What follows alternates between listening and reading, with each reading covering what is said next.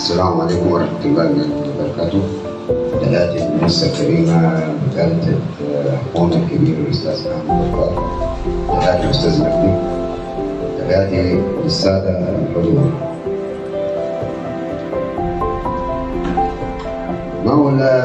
مولاي صل وسلم على المبعوث للخلق كلهم.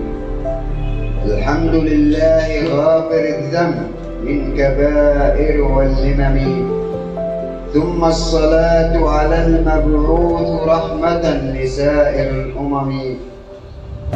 بدر تراه ساطعا لا يحجب نوره سحب ولا غيم، قبضة من نور الله كانت هو الأمي خير معلم. أبدع الخلق في خلقه وخلقه قرآن يمشي على قدم. نال المحاسن كلها فكانت أمته من خيرة الأمم. محى ظلام الكفر بنور وجهه وللأوثان محطم. يراوده أهل الكفر بالمال والملك والنبي يرفض بالقسم. كل نبي بالاسم يذكر وصفي الرحمن بلقب أو مبهم. مزمل ومدثر هو طه وياسين الممدوح في نون والقلم. في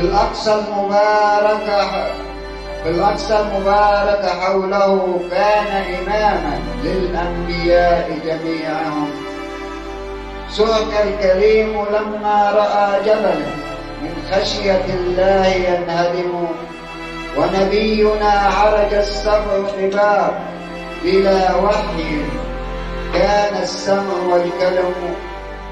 وزكريا لمريم يكفل والمصطفى لابن الشهيد وديته. فاق المسيح بالطب وعين فتاد خير شهادة لذي فهم.